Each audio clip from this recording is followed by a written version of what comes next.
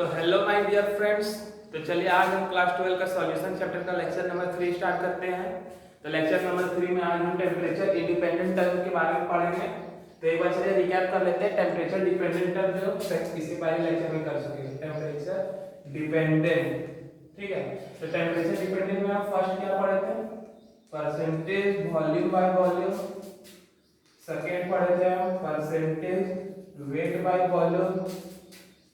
Third पढ़े थे हम मोलैरिटी। मोलैरिटी टर्म को डिफाइन किए थे और मोलैरिटी क्या होता है वो सीखे थे। अब फोर्थ देखेंगे हम, फोर्थ सीखे थे नॉर्मैलिटी, और फिर नॉर्मैलिटी और मोलैरिटी के बीच में रिलेशन सीखे थे। और फिर एन फैक्टर क्या होता है वो सीखे थे हम। अब फिफ्थ में हम सीखे थे फॉर्मेलिटी और फॉर्मेलिटी और मोलैरिटी के बीच में भी रिलेशन सीखे थे। और 6 में सीखे थे हम ppm, पार्ट्स पर million, volume by volume and parts पर मिलियन, वेट बाय वॉल्यूम। और अब इस लेक्चर में हम सीखेंगे टेम्परेचर डिपेंडेंट टर्म क्या होता है। तो चलिए फ्रेंड्स नेक्स्ट स्टार्ट करते हैं temperature independent term. Temperature independent term जो हमारे पास क्या होता है, मास या फिर wait.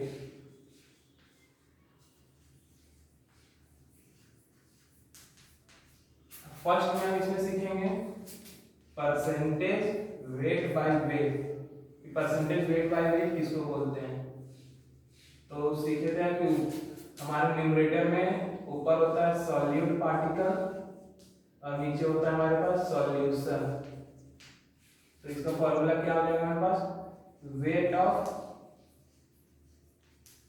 Of solute in gram में लेना है, और बाय वेट ऑफ सॉल्यूशन,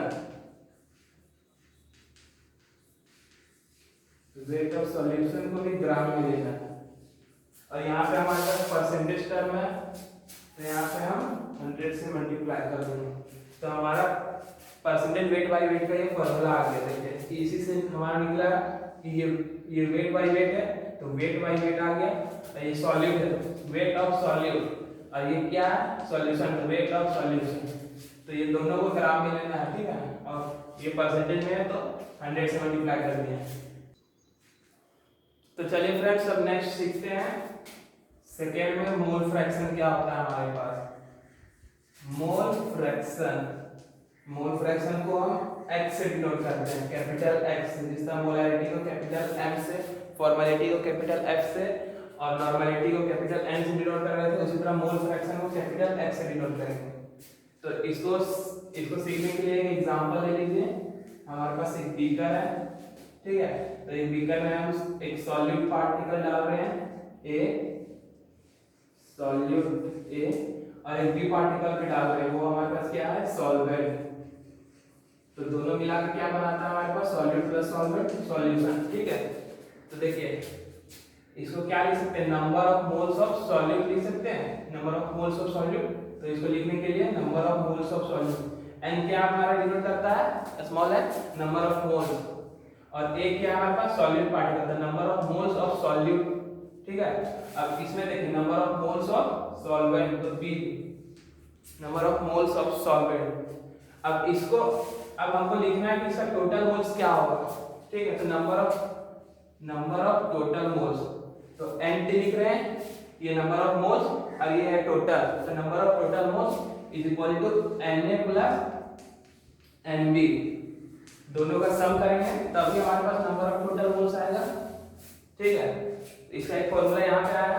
अब चलिए इस पे फर्स्ट पार्ट में देखते हैं, पार्ट ए। तो इसमें देखते हैं, फर्स्ट में देखते हैं मोल्स ऑफ सॉल्यूट के लिए निकालते हैं, ठीक है। मोल्स ऑफ सॉल्यूट,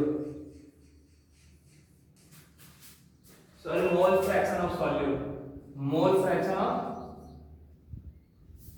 फ्रैक्शन को हम x से डिनोट कर सकते हैं, यहाँ पे x लिख दिए सीधा सीधे। मोल फ्रैक्शन ऑफ सॉल्यूट, तो सॉल्यूट क्या हमारे पास A, तो मोल फ्रैक्शन ऑफ A तो देखिए मोल फ्रैक्शन ऑफ सॉल्यूट के लिए क्या निकालेंगे, मोल फ्रैक्शन ऑफ सॉल्यूट के लिए तो ए लिखेंगे यहाँ पे, जिस प्रकार यहाँ पे देखिए number of moles of solute, तो मोल फ्रैक्शन ऑफ सॉल्यूट, ये मोल फ्रैक्शन है और ये हमारे पास सॉल्यूट है, ठीक है। तो उसी प्रकार इसमें देखिए इसमें सॉल्यूट के लिए निकालना है, तो number of moles of solute by total moles हो जाएगा हमारे पास, ठीक है। इसका एक फॉर्मूला है हमारे पास, ये number of moles of solute का, ठीक है। देखिए ये है टोटल मोल्स का फॉर्मूला, ये है मोल फ्रैक्शन ऑफ सॉल्यूट का फॉर्मूला।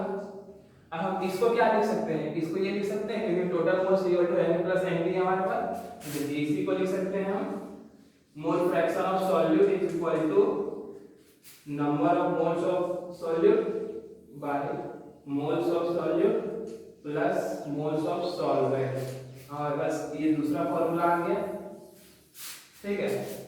इसी को हम एक्सपेंड करके ये लिखते हैं, ठीक है, क्योंकि नंबर ऑफ टोटल मोल्स किसके बराबर है हमारे पास, moles of solute plus moles of solvent के, तो वो वहां पे लिखते हैं। तो फ्रेंड्स अभी हम देख चुके हैं मोल फ्रैक्शन ऑफ सॉल्यूट कैसे निकालते हैं, तो इसके सेकंड पार्ट में देखते हैं बी कि मोल फ्रैक्शन ऑफ सॉल्वेंट कैसे निकालते हैं।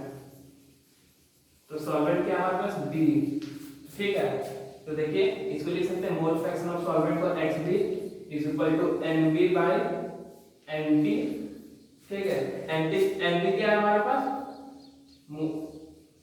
nb हमारे पास है मोल्स ऑफ सॉल्वेंट और ये nt हमारे पास टोटल मोल्स, ठीक है, इज इक्वल टू, इसको क्या लिख सकते हैं, देखिए टोटल मोल्स क्या है हमारे पास Na प्लस Nb, तो देखिए Nb by Na plus Nb लिख सकते हैं, ठीक है। तो ये हमारे पास आ गया सॉल्वेंट का, और हमारे पास सॉल्यूट का क्या था, x is equal to Na by Na plus Nb, ठीक है। अब देखिए अब दोनों को ऐड कर दीजिए xa प्लस xb, तो देखिए xa plus xb equal to Na by Na plus Nb plus Nb by Na plus Nb आएगा। अब देखिए ये एलसीएम लेंगे तो हमारे पास क्या आएगा लास्ट में, xa plus xb equal to 1, xa plus xb equal to 1 आ जाएगा। और देखिए एलसीएम में नीचे दोनों का टर्म सेम है, तो देखिए Na प्लस Nb ऊपर भी आएगा, Na प्लस Nb नीचे भी आएगा, तो दोनों कैंसिल होके 1 आ जाएगा, ठीक है। हम एक चीज सीख सकते हैं कि जो भी मोल फ्रैक्शन का मतलब कोई भी मोल फ्रैक्शन का सम होता है हमेशा हमारे पास वो 1 के बराबर आता है, ठीक है। तो देखिए अगर हमारे पास दे दिया मोल फ्रैक्शन ऑफ b दे दिया, ठीक है, अब निकालना है हमारे पास मोल फ्रैक्शन ऑफ a, तो देखिए मोल फ्रैक्शन ऑफ a निकालना है तो mole fraction of a equal to 1 minus mole fraction of b कर दीजिए, तो ये आ जाएगा हमारे पास मोल फ्रैक्शन ऑफ a का वैल्यू। सब नेक्स्ट देखते हैं, नेक्स्ट थर्ड में हमको देखना है मोलारिटी क्या होता है। मोलारिटी को हम स्मॉल m से डिनोट करते हैं, ठीक है। तो इसका फर्स्ट डेफिनेशन देख लेते हैं। डेफिनेशन क्या होता है हमारे पास, इसका डेफिनेशन होता है number of moles of solute, number of moles of solute, number of moles of solute इन पर KG weight of solvent, weight of solvent is called molarity। तो देखिए इससे मोलारिटी का फॉर्मूला डिराइव करते हैं, मोलारिटी को स्मॉल m से denote करते हैं, small m is equal to number of moles of solute, तो लिखिए यहाँ पे number of moles of solute, number of moles by per KG weight of solvent, तो देखिए पर केजी वेट, ठीक है। तो इसको क्या लिख सकते हैं, नंबर ऑफ मोल्स को स्मॉल m मतलब molarity equal to number of moles, तो नंबर ऑफ मोल्स को लिख सकते हैं small m by per KG weight, तो पर केजी वेट क्या है पर केजी वेट, वेट को हम डब्ल्यू से डिनोट करते हैं और ये हो गया पर केजी। तो इसका फॉर्मूला को हम इस तरह लिख सकते हैं, ठीक है। और नंबर ऑफ मोल्स किसको बोलते हैं, number of moles is equal to given mass by molar mass, ठीक है। Given mass by molar mass होता है। तो देखिए मोलरिटी का एक और नया फॉर्मूला आ गया, molarity is equal to weight by molar mass into per KG weight of solute, ठीक है। एक ये फॉर्मूला आ गया हमारे पास, इसको नोट कर लीजिए। अब नेक्स्ट हम सीखेंगे, तो चलिए फ्रेंड्स अब नेक्स्ट सीखते हैं relation between mole fraction and molarity, कि मोल फ्रैक्शन और मोलैरिटी के बीच में रिलेशन क्या है। तो वो रिलेशन सीखेंगे एक एग्जांपल के थ्रू, समझे ना। तो चलिए एक क्वेश्चन है हमारे पास, a solution is prepared by glucose plus water, glucose और वाटर से एक सॉल्यूशन हमारा बना हुआ है in which mole fraction of glucose is 0.2, तो मोल फ्रैक्शन ऑफ ग्लूकोज हमारे पास गिवन है 0.2। देन फाइंड मोलैरिटी, तो हमको बताना है मोलैरिटी क्या होगा। तो देखिए, तो mole fraction of glucose equal to number of moles of glucose by total moles होता है। अभी सीखे थे हम कि moles of solute is equal to number of moles of solute by total moles. उसी प्रकार यहाँ पे लिखें इसको, ठीक है। तो मोल्स ऑफ ग्लूकोज कितना था हमारे पास 0.2 और टोटल मोल्स क्या हो जाएगा हमारे पास 1, क्योंकि कुछ नहीं है तो 1 ही होगा हमारे पास। तो ले मान ले टोटल मोल्स हमारे पास 1 है and number of moles of glucose 0.2 है, ठीक है। तो अभी हम सीखे थे कि टोटल मोल्स कैसे निकालते हैं। तो टोटल मोल्स निकालते हैं, number of total moles equal to Na plus Nb, मतलब सॉल्यूट प्लस सॉल्वेंट। तो हमारे पास देखिए ये है सॉल्यूट, ये है सॉल्वेंट, दोनों का समेशन करेंगे तब हमारे पास टोटल मोल्स निकलेगा, ठीक है। वही चीज की है यहाँ पे भी। चलिए नेक्स्ट स्टेप पे हम देखते हैं कि टोटल मोल्स कितने हमारे पास 1 और number of moles of glucose कितने 0.2। तो यहाँ पे 1 पुट कर दिया, यहाँ पे 0.2 पुट कर दिया, तो मोल्स ऑफ वाटर कितना आ जाएगा 0.8। तो देखिए यहाँ पे वही किए हैं, यहाँ पे 0.8 आ गया और यहाँ पे भी वही किए, ठीक है। अब नेक्स्ट स्टेप पे देखेंगे कि वेट ऑफ वाटर निकाला नेक्स्ट स्टेप पे, ठीक है। तो होता है हमारे पास मोल्स का formula given mass by molar मास, तो वही है वेट ऑफ वाटर, ये वेट ऑफ वाटर है, ये मोलर मास ऑफ वाटर। तो इसको इससे मल्टीप्लाई कर दिए हम, तो देखिए वही चीज आ गया है moles into molar mass of water, ठीक है। तो हमारे मोल्स कितना आया था वाटर का, मोल्स आया था हमारे पास 0.8 और मोलर मास कितना होता है 18 हमारे पास होता है, 18 ग्राम होता है वाटर में, ठीक है। तो ये ग्राम में है, लेकिन हम सीखे थे किस पे, केजी में आता है हमारे पास, फॉर्मूला था हमारे पास केजी का। तो इसको केजी में कन्वर्ट करने के लिए 1000 से मल्टीप्लाई कर दीजिए, ठीक है। देखिए इस पे हमारे पास ये वेट ऑफ वाटर आ गया हमारे पास। तो मोलैरिटी का फॉर्मूला होता है हमारे पास number of moles of solute, तो ऊपर में मोल्स ऑफ सॉल्यूट हो जाएगा। तो हमारे पास मोल्स ऑफ सॉल्यूट क्या है हमारे पास, मोल्स ऑफ सॉल्यूट है ग्लूकोज, तो ग्लूकोज का 0.2, ठीक है 0.2 और नीचे होता है हमारे पास weight of solvent in KG. तो वेट ऑफ सॉल्वेंट देखिए, वेट ऑफ सॉल्वेंट हमारे पास यही है, तो देखिए 0.8 into 18 और ये 1000 फिर यहाँ पे डिवाइड में आएगा तो ये ऊपर चला जाएगा, तो यहाँ पे 1000 हो गया। अब इसको हम लिख सकते हैं 0.2 into 1000 by 1 minus 0.2 into 18, क्योंकि देखिए यहाँ पे ये 1 minus 0.2 क्यों लिखे, देखिए यहाँ पे देखिए इसको अगर इधर लेके आ जाएंगे तो 1 minus 0.2 आ जाएगा, है ना। यही नहीं है तब हमारे पास ये आया है, तो इस टर्म को हम इस तरह लिख सकते हैं। तो देखिए अब हम इसका एक फॉर्मूला डिराइव करते हैं।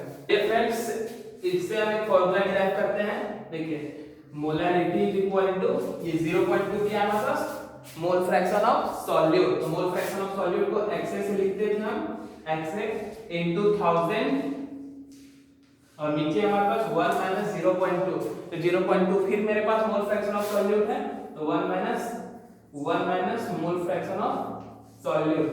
और ये हमारे पास क्या है मोलर मास ऑफ सॉल्वेंट, तो सॉल्वेंट को हम B से डिनोट करते हैं और मोलर मास को m नॉट से, तो मोलर मास ऑफ सॉल्वेंट को लिख सकते हैं इस प्रकार mb। तो ये हमारे पास एक नया फॉर्मूला आ गया, ठीक है। अब यहाँ पे एफ से क्या है, यहाँ पे मोल फ्रैक्शन ऑफ सॉल्यूट, और यहाँ पे एम पे क्या है, मोलर मास ऑफ सॉल्वेंट। ठीक है, चलिए फ्रेंड्स, आज का लास्ट हमारे पास है लास्ट पार्ट्स पर million of weight by weight. ठीक है, वेट बाय वेट, पार्ट्स पर मिलियन का हमारे पास क्या होता है 10⁶। ठीक है, पार्ट्स पर मिलियन। तो देखिए इसका फॉर्मूला डिराइव कीजिए, weight of solute in gram में लेना है इसको, by weight of solution in gram, weight of solution in gram, और यहाँ पे हमारे पास पर मिलियन है, तो इसको हम यहाँ पे 10 का पावर इधर लिख देते तो दिख नहीं रहा होगा, तो हमारे पास आ गया weight of solute, weight of solute in gram by weight of solution, weight of solution in gram. ठीक है, और ये हमारे पास क्या है पार्ट्स पर मिलियन, तो 10⁶ से मल्टीप्लाई कर दिए। ठीक, यही हमारे पास आज का लास्ट टॉपिक था। अब हम पढ़ लिए टेम्परेचर डिपेंडेंट और टेम्परेचर इंडिपेंडेंट के सारे। ठीक है, तो अब नेक्स्ट लेक्चर में फ्रेंड्स इसके बाद आगे करेंगे। आज के लिए इतना ही, थैंक यू।